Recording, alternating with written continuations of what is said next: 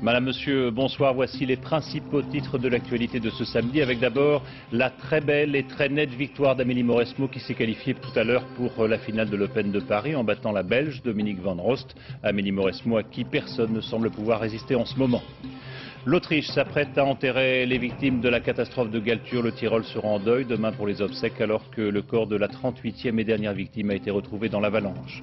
Le Nigeria tourne le dos à 15 ans de dictature militaire. Le pays le plus peuplé d'Afrique a vécu aujourd'hui sa première élection libre et démocratique pour désigner un nouveau président. Et puis dans ce journal, un reportage sur la belle aventure de Mano, ces Bretons de Paris qui ont mis la musique celte à l'heure du rap et qui volent depuis de succès en succès.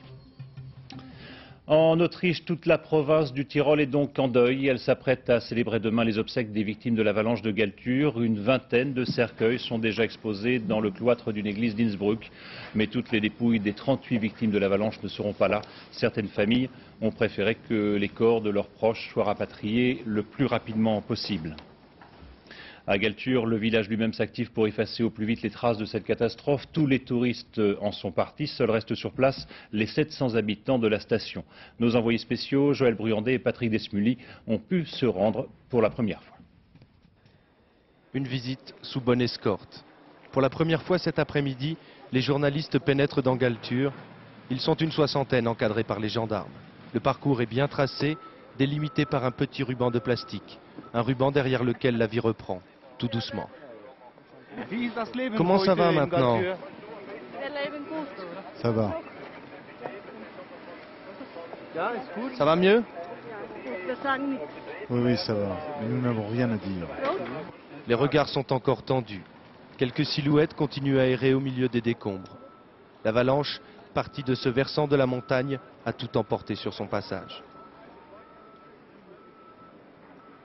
Mais déjà, les habitants commencent à reconstruire ce qui peut l'être, une toiture, un mur pour effacer au plus vite les traces du drame. Maintenant, les habitants sont occupés à reconstruire leur village. Et vous avez besoin de calme aujourd'hui? Oui. Oui, nous avons besoin de calme maintenant que tous les corps ont été retrouvés. C'est en fin de matinée que les secouristes ont retrouvé le corps de la dernière victime, une fillette de 10 ans. Un peu plus bas, la partie intacte du village vit presque comme si de rien n'était. Quelques rares touristes ont préféré attendre que la route soit rouverte pour repartir, mais ils n'oublieront jamais ce qu'ils ont vécu. C'était la plus mauvaise semaine de ma vie. La plus mauvaise. Demain, à la cathédrale d'Innsbruck, un hommage solennel sera rendu aux 38 victimes des avalanches de Galtur et Walsur. Une image presque insolite qui montre sans doute bien l'importance des moyens déployés en Autriche pour évacuer les 10 000 touristes bloqués dans ces vallées. Opération d'ailleurs terminée, mais regardez ce qui s'est passé quand l'officier autrichien a fini de remercier les sauveteurs et que les hélicoptères, notamment ces gros appareils américains, se sont envolés. La série d'avalanches survenues en Suisse a fait pour l'instant 11 morts. Un 11e corps a été retrouvé la nuit dernière dans la vallée de Conches, mais un touriste français est encore porté disparu du côté d'Evelène, où les recherches là ont été abandonnées. Stéphane Bretner et Jacques Gérard ont pu se rendre dans le village de Lourtier, près de Sion, un village qui lui aussi a été traversé par une coulée de neige, heureusement sans faire de victimes, et qui depuis essaye de revivre. Encore une nouvelle carcasse extraite de l'avalanche. En haut de Lourtier, les pelleteuses continuent de déblayer les montagnes de neige qui encerclent les maisons. Plus bas, la route est ouverte depuis 8 heures ce matin. Seuls les 300 habitants du village ont droit de passage. Quelques-uns sont venus chercher des affaires. D'autres ont pour la première fois le droit de réintégrer leur maison en bas du village. Dans cette zone, aucun danger. On a même ramené les bêtes évacuées en catastrophe dimanche dernier. Une ambiance bien différente de celle du 21 février. Ce jour-là, Gilbert sort de son chalet. La nuit commence à peine à tomber. Ça fait un monstre bruit. La poussière, tout ça, ça fait un énorme bruit.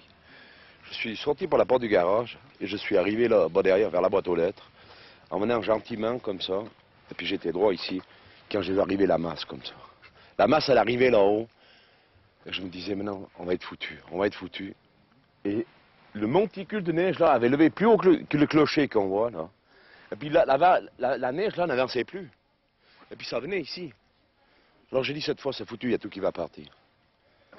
40 millions de mètres cubes de neige sont descendus du haut de la montagne, une avalanche de 300 mètres de large. Miracle, la coulée a suivi la route lentement, le village a été coupé en deux, seuls quelques bâtiments ont été touchés, à l'intérieur, danger. T'as craqué. Oui, ça continue. Ça va péter, ça va casser. Ce que veulent les habitants, c'est voir disparaître ces énormes murs blancs. L'Ourtier est encore sous le choc, alors, pour oublier, on parle. Il n'y a pas de victimes, c'est pas grave. Mais avec le Redoux, l'avalanche menace. Jusqu'à aujourd'hui, nous n'avons eu ni mort ni blessés. Nous souhaitons terminer toute la réalisation de cette opération dans les mêmes conditions au point de vue humain. Des mois de travail ne suffiront pas pour tout déblayer, alors c'est au printemps d'effacer toutes ces traces. Nous vous parlions hier de cette attitude un peu surprenante, pour ne pas dire choquante, des rescapés de la Vanoise qui ont monnayé le récit exclusif de leur aventure auprès d'un grand hebdomadaire parisien. Une attitude qui provoque l'incompréhension et l'amertume de certains de leurs sauveteurs. Cet après-midi, c'est au tour du substitut d'Aberville d'espérer que les randonneurs paieraient entièrement les frais engagés pour les secourir. Ce soir, ils font donc savoir qu'ils reverseront une partie de cette somme à leurs sauveteurs. La neige est le traditionnel chassé-croisé des vacances. La journée a été dense, mais pas aussi problématique que la semaine dernière. Et chacun espérait en regardant le ciel que la météo sera plus clémente qu'elle ne l'a été ces dernières semaines. Ambiance dans les Alpes de Virginie Fichet et Philippe Fivet. Ultime symbole du stress urbain piétiné, ici on vient pour oublier tout ça. Mais pour les vacanciers fraîchement débarqués, encore faut-il trouver ses marques. Ça va? Ouais. Bon, ça glisse. Ça commence mal. En espérant qu'il fasse beau surtout. Au moins on pourra profiter de ça. Même privé de ski, le nouvel arrivant arbore généralement un fier sourire. Indice bien mince pour le distinguer dans ce balai ininterrompu de spatules qui se croisent et de valises qu'on remballe. C'est terminé là pour vous les vacances? Non, on arrive. On arrive, nous. Oui, on arrive. Donc on attend notre appartement parce qu'il y a quand même pas mal de monde qui vient d'arriver. Donc voilà. Alors ça fait un peu d'attente, bien sûr, on réserve l'école de ski, on loue les skis, mais bon c'est long, les enfants sont fatigués. Alors voilà, c'est un peu d'énervement, puis il y a l'altitude aussi. Comme eux, ils étaient plusieurs milliers arrivés aujourd'hui à Valmorel. Dans cette station, le taux de remplissage atteint 90%. À la centrale de réservation, on gère au mieux. Sapinière 37, quand vous sortez de l'accueil, oui. Vous montez la route, c'est l'immeuble qui est juste derrière. Et on ne compte pas ses heures. Oui, en principe, c'est 8h, 21h. Mais bon, quelquefois, ça dépend de l'état de la route, ça dépend des bouchons, ça dépend d'un tas de choses. Quelquefois, c'est 22h, 23h, minuit, 1h, ça dépend. Cette fois, les derniers vacanciers ne se sont pas fait trop attendre. Quant à ceux qui partaient, ils n'étaient pas pressés. On a eu 6 jours de mauvais temps et puis 2 jours de super temps et puis il fait toujours super beau. Et c'est pas on est un peu dégoûté de partir quand même. Petite consolation, après avoir guetté l'éclaircie, les glisseurs pourraient bientôt regretter la persistance du soleil. Dans toute la partie nord des Alpes, les conditions d'enneigement sont exceptionnelles, même si les risques d'avalanche demeurent importants. Les conseils sont donc à la prudence et au respect des règles de sécurité, en évitant bien sûr le ski hors piste. Auger, Patrick Fandio et Vincent Bouffartic. L'irrésistible appel de la neige. Ces vacanciers sont à peine descendus de voiture que déjà, ils se précipitent sur les pistes. Depuis 2 jours, il fait beau, ils veulent en profiter. Cela pourrait bien ne pas durer. Le plaisir de la vitesse, celui des sensations fortes, certains en rêvent. Mais cette année, la montagne a été particulièrement meurtrière. Alors, ils le jurent tous, ils seront sages. Avec les accidents qui arrivaient, quand même, on fait attention, surtout hors piste, quoi. Faut pas rigoler, faut pas s'aventurer quand même. C'est vrai qu'on fait beaucoup plus attention. Il y a une partie du domaine qui est fermée, là vers la droite. Et bon, a priori c'est logique, mais autrement pour le reste, il n'y a pas trop de danger. Le danger, les pisteurs affirment l'avoir limité au maximum. Depuis cet après-midi, ils parcourent le domaine skiable à la recherche de nouveaux vacanciers qui s'aventureraient dans les zones non sécurisées. Le maire, lui, a interdit le ski hors piste dans certains secteurs. Visiblement, ce n'est pas suffisant. On voit ici des traces hors piste dans une zone qui a d'ailleurs été interdite, mais bon, l'arrêté n'a pas été respecté. Alors il faut dire qu'il y a quand même toute une zone, même de hors-piste, de zone non sécurisée qui a peu de danger, c'est tout le hors-piste de proximité. Il y a par contre des zones de hors-piste, comme nous avons vu, qui ne doivent pas être franchies du tout. Et certaines zones, par sécurité complète, nous avons fermé, comme en face, une piste noire qui n'est encore pas ouverte aux skieurs par sécurité. Parce qu'ils savent qu'ils ne pourront écarter tous les risques, les responsables de la station souhaitent pouvoir compter sur la vigilance et l'esprit de responsabilité des derniers vacanciers. On appelle ça la plus grande ferme de France. Le 36e salon de l'agriculture ouvre ses portes demain à Paris.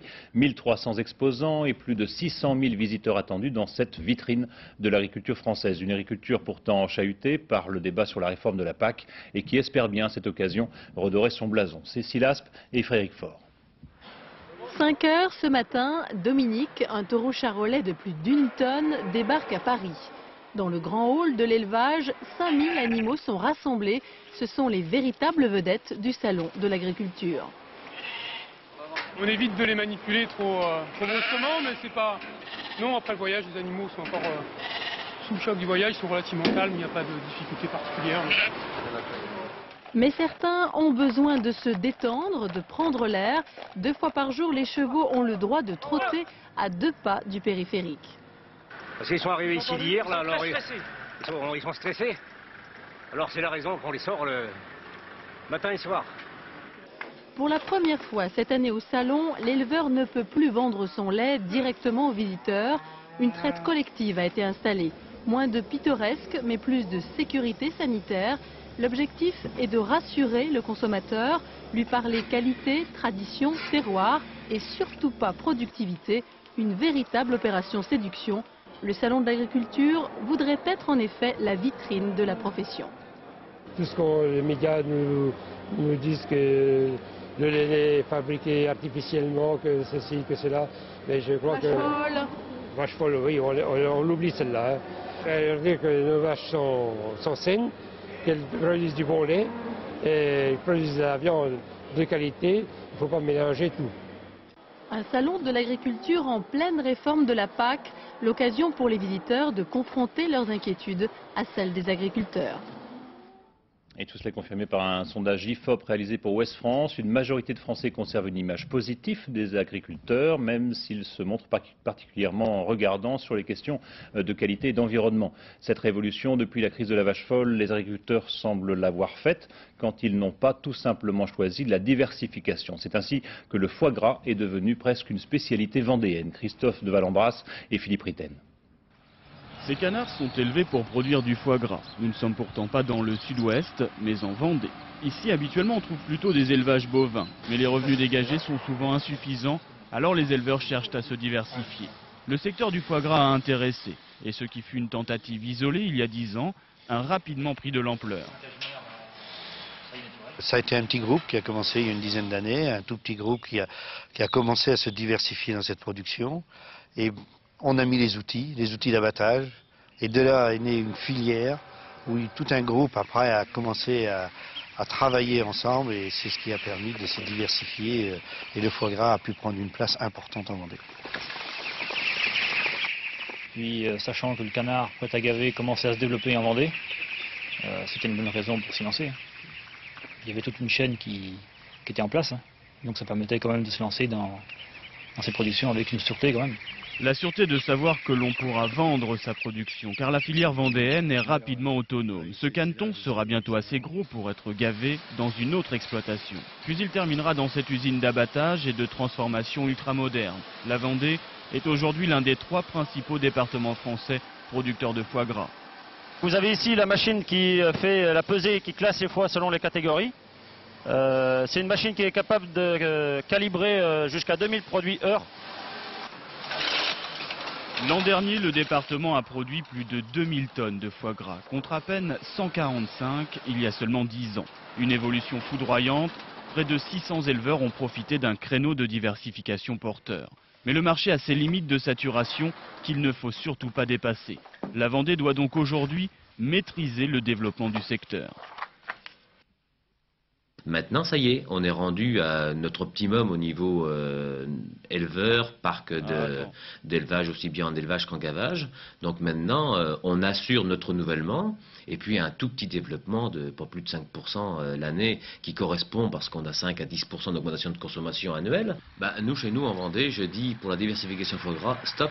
Car à être trop gourmand, on risque la crise. Le foie gras a été un recours précieux pour les agriculteurs vendéens, mais pour qu'il reste intéressant, il faut maintenant surveiller l'évolution du secteur. La société qui fabrique le fromage des Poisses, mise en cause après 2 cas de listériose mortelle, a décidé de rappeler l'intégralité de ses produits. Le chaours et le bria d'Armançon qu'elle fabrique près de Troyes. L'actualité politique en France, c'est la réunion des Verts européens tout le week-end à la Villette, le 2e congrès de leur histoire. Parmi les motifs de satisfaction, la présence de Verts dans bon nombre de gouvernements européens, mais du côté des inquiétudes, la baisse de forme de Daniel Cohn-Bendit dans les derniers sondages pour les élections européennes. Alban Mikosi et Michel Levasseur. Mercedes et Tchever pour l'Autriche. Pour employer une métaphore sportive, on peut dire que les Verts ont présenté cet après-midi leur sélection européenne pour les prochaines élections. Belgique, Autriche, Finlande, les têtes de liste sont désormais connues. Côté français, voilà 2 mois que Daniel Cohn-Bendit parcourt le pays. Poussé dans un premier temps par des vents favorables, le voici contraint d'affronter des sondages plus décevants. Moi je prends le sondage de Marianne de lundi, 9,5%. Il est aussi véridique ou crédible que l'autre à 5 ou 6%. Donc rien que pour parler sérieusement. Donc la campagne électorale, elle a exactement apporté ce que nous voulons. Et elle a apporté aussi la difficulté réelle. Face à cette difficulté de convaincre et pour donner un second souffle à la campagne, Daniel Cohn-Bendit sera désormais mieux soutenu. Les Verts ont présenté cet après-midi un manifeste commun aux 15 pays de l'Union, une synthèse des positions qu'ils entendent promouvoir.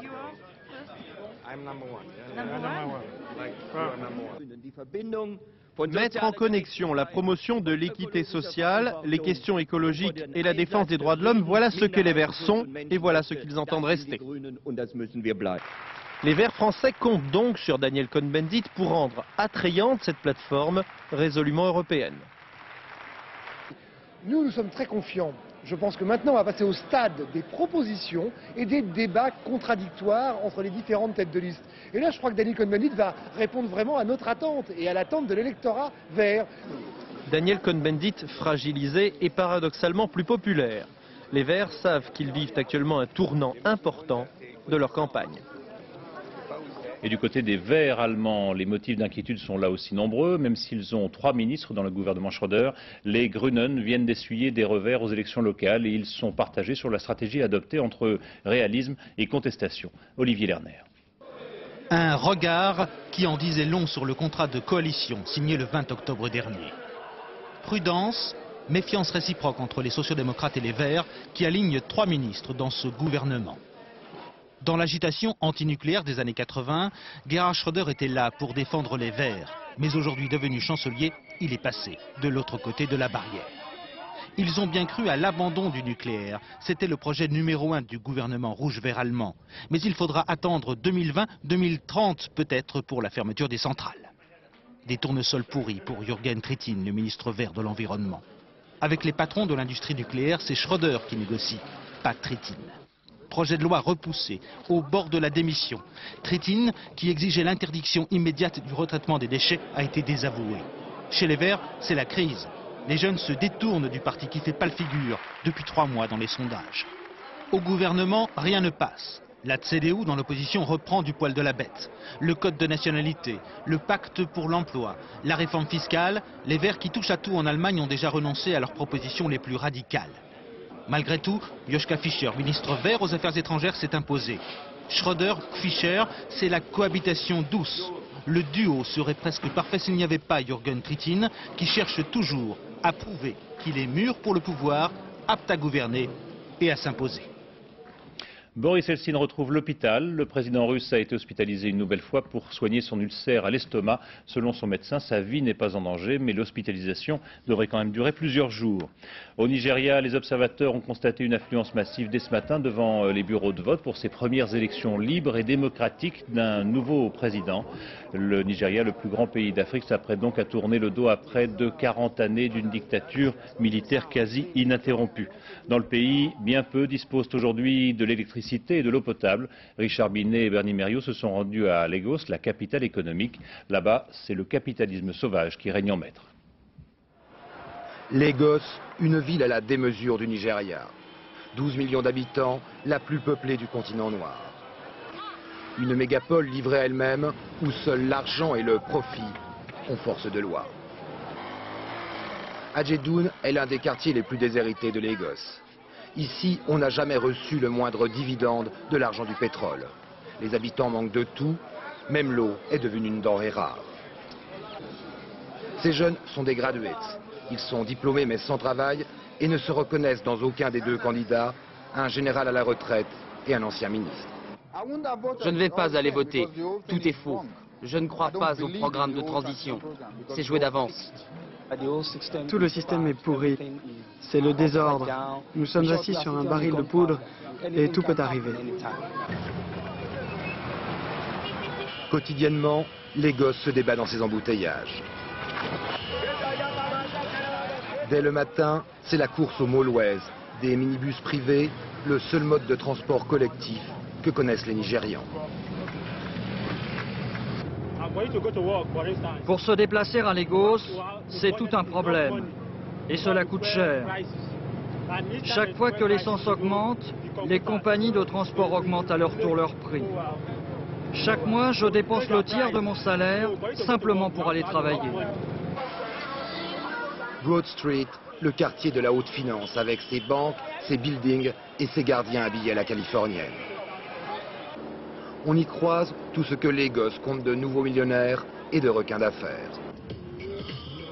Desmond fait partie des Golden Boys de Lagos. Il a démarré avec un fax, une secrétaire et de solides appuis. Aujourd'hui, il est un homme riche. Il va voter non pas par civisme, mais parce que pour lui, démocratie et business se conjuguent avec profit. Le système que nous avions faisait que tous les 4 ans, le pouvoir changeait de main. Ce n'est pas bon pour le business. Nous espérons une stabilité économique, une stabilité du système, et ainsi les investisseurs pourront apporter leur argent. Au Nigeria, 5% de la population détient 80% des richesses du pays. Pouvoir civil ou militaire, il faudra apprendre à partager. Un exercice difficile après 40 années de dictature, de corruption et de chacun pour soi. Malgré les mises en garde américaines, la situation reste plus que tendue au Kosovo, où les forces de sécurité serbes poursuivent leur redéploiement. De nouveaux accrochages ont été signalés dans le nord de la province avec des séparatistes de l'UÇK. Officiellement, il ne s'agit pour la Yougoslavie que de manœuvres, mais 4500 soldats ainsi que des chars se sont massés à la frontière de cette province. Je vous propose maintenant de découvrir en Colombie une nouvelle pratique criminelle qui constitue désormais l'un des commerces les plus lucratifs. Il s'agit des enlèvements. Dans ce pays réputé dangereux, le nombre de rapts contre rançon atteint des chiffres records. Rien que l'an passé, près de 900 personnes en ont été victimes. Anne Poncinet. Les Gaolas de Bogota. Leur sigle GAULA signifie Groupe d'action pour la liberté des personnes. C'est une unité d'élite de la police colombienne. Les voici à l'entraînement. 4, 3, 2. Et ici en opération. L'an dernier, 2216 cas d'enlèvement ont été signalés à la police colombienne. Délinquants, guérillas, paramilitaires. En Colombie, tout le monde kidnappe, essentiellement pour de l'argent. Au point que la police a créé ce groupe spécialisé qui gère 50 dossiers de fraude. Grâce à l'argent des rançons, certains groupes sont de mieux en mieux entraînés. Ils ont plus de technologie, plus d'armement. Leur système de renseignement est plus élaboré. Quelquefois, on en rend compte qu'ils sont mieux armés que nous. Entrepreneur fortuné, Alfonso Van Damme a été kidnappé ici dans son bureau par 9 hommes armés de la principale guérilla colombienne, la FARC. Elle est responsable de la moitié des enlèvements. Les conditions de vie de ses otages ne sont pas les pires. Grâce à des photos aériennes, Van Damme a reconstitué son trajet dans la forêt au cours de ses 17 mois de captivité. Il a changé 23 fois de lieu, attaché par le cou à un arbre lorsqu'il ne se déplaçait pas. C'est sa femme qui négociait la rançon. Je ne me suis jamais dit que c'était ma famille qui ne voulait pas me faire libérer ou qui ne voulait pas négocier. J'ai toujours pensé qu'il s'agissait d'une forte somme. Et je me disais que le temps que je restais otage, c'était comme du temps de travail pour faire baisser la rançon. En Colombie, les paramilitaires, eux aussi, kidnappent. Groupe armé d'extrême droite, ils ont enlevé, il y a quelques semaines, 4 travailleurs sociaux étiquetés de gauche. Le kidnapping se fait l'arme de la terreur politique.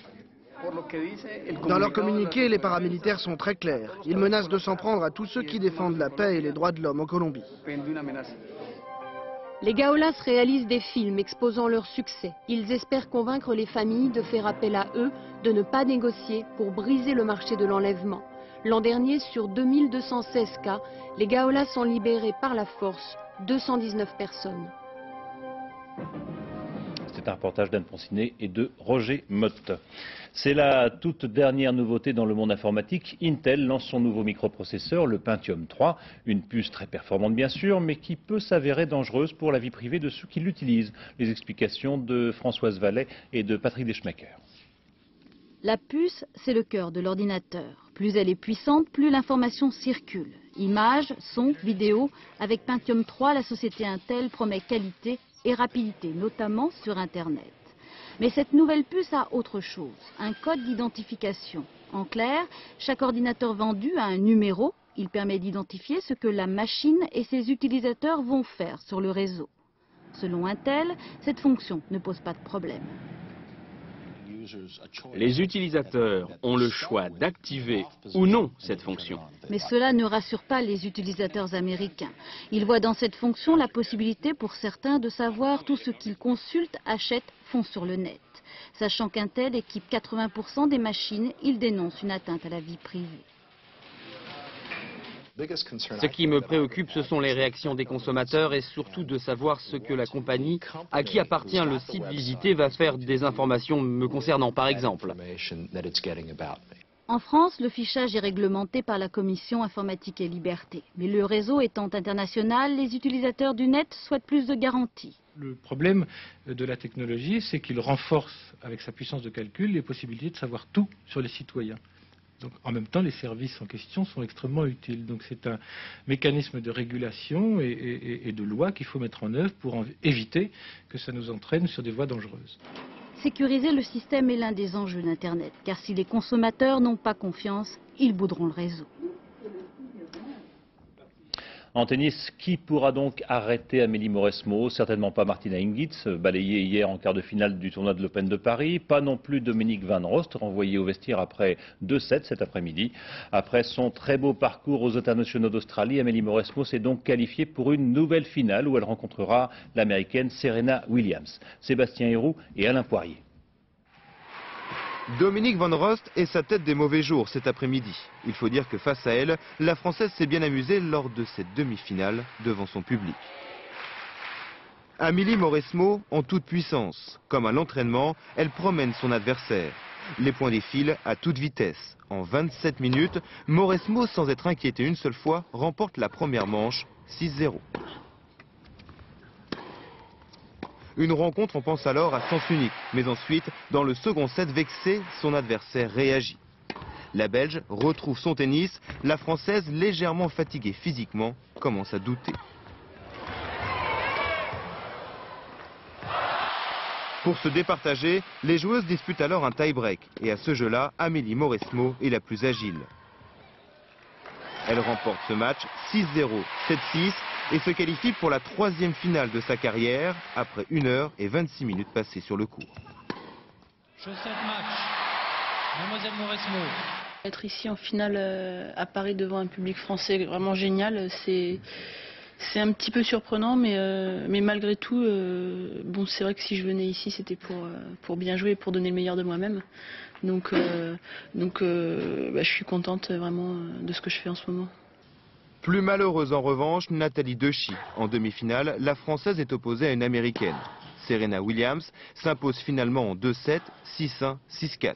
Elle retrouvera donc demain après-midi en finale Amélie Mauresmo qui essaiera de remporter le premier tournoi de sa jeune carrière, une mission qui est loin d'être impossible. À Tourette-sur-Loup, dans les Alpes-Maritimes, des maisons bulles viennent d'être classées monuments historiques. Elles ne sont pourtant pas très vieilles puisqu'elles datent des années 70, mais elles font partie désormais du patrimoine architectural, même si leur aspect peut encore surprendre. Yasmina Farber, Diane Richard et Frédéric Besson. L'univers d'Antilovag. Un bâtisseur amoureux des courbes, le créateur des maisons bulles. À Tourette-sur-Loup, celle-ci a 30 ans. 30 ans seulement et déjà monument historique.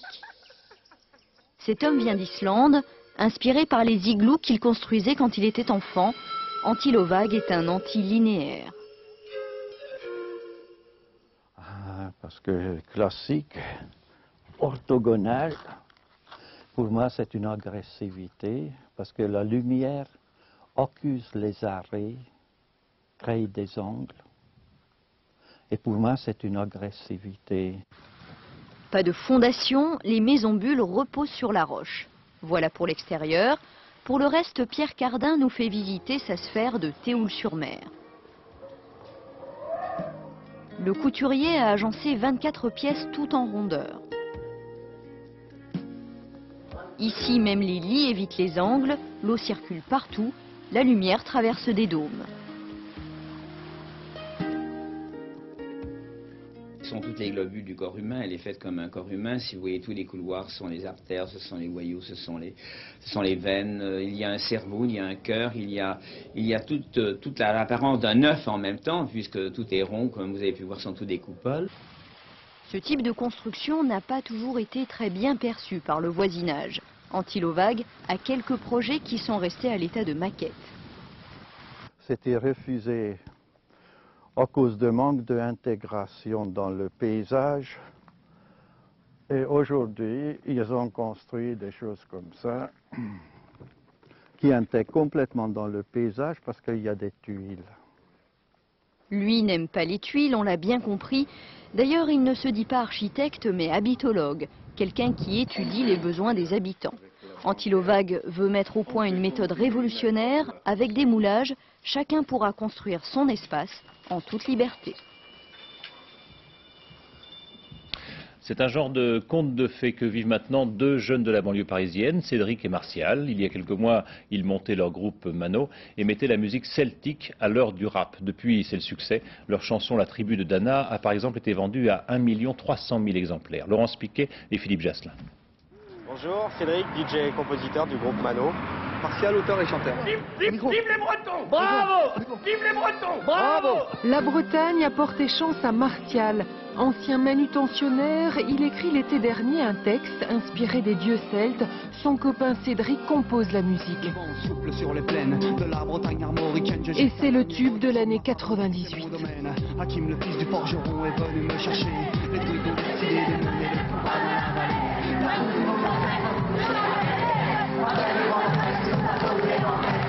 C'était très vite et puis il y a une accumulation de trucs où c'est vrai qu'on réalise pas trop quoi, toujours pas. Non, mais c'est tant mieux.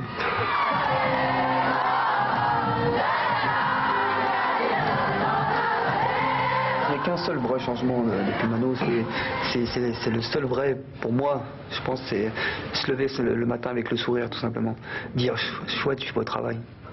Avant c'était dur. Avant c'était. Déjà il fallait lutter avec la couette, après lutter avec le réveil, et ensuite aller au travail. L'homme est un animal, comme à cette époque le mal est déjà caporal. La main du lieutenant doucement vers le ciel s'est levée, la suite. L'avenir est un long passé. La chanson, parfois synonyme d'engagement. Martial parle ici de l'horreur de la guerre et de son indignation face aux idées d'extrême droite. L'avenir est un long passé. Deux artistes qui vivent toujours en banlieue parisienne et qui la défendent. Moi je pense qu'il se passe beaucoup de choses en banlieue et qu'on montre que le côté noir de la banlieue, et c'est vraiment dommage, quoi. Autre grand succès de Mano, cette reprise de la belette, ovationnée. La popularité, Cédric et Martial savent qu'elle est précaire. On continue à travailler comme on travaillait avant. Je crois que c'est ce qu'il y a de bien. On continue à se faire plaisir, nous. On se fait plaisir d'abord tous les deux. Et on essaye de faire après plaisir aux gens. Et pour l'instant, ça continue à marcher. Donc tant mieux. Mais si un jour ça redescend, on ne va pas se suicider. Le succès n'a pas eu le temps de leur faire tourner la tête. Martial et Cédric, c'est l'histoire de deux copains qui vivent à fond leurs rêves. Peu importe de savoir combien de temps le conte de fées va durer. L'exemple est à méditer pour tous les jeunes de la cité. Je vous convie maintenant à un événement rarissime, la naissance quasiment en direct d'un bébé orque dans un bassin du Marineland d'Antibes. Voilà, regardez bien, vous allez voir Sharkan, sa mère, expulser son bébé comme il est là. Il mesure 2 mètres pour 110 kilos. C'est la 3e naissance dans ce bassin depuis sa création, la 6e dans le monde. Et aux dernières nouvelles, le bébé, dont on ignore encore le nom, se porte comme un charme. Il nage ici entre sa mère et sa sœur Chouka. Voilà, c'est la fin de ce journal. Je vous en rappelle le principal titre. L'Autriche s'apprête à enterrer les victimes de la catastrophe de Galtur. Le Tyrol sera en deuil demain pour les obsèques, alors que le corps de la 38e et dernière victime a été retrouvé dans l'avalanche.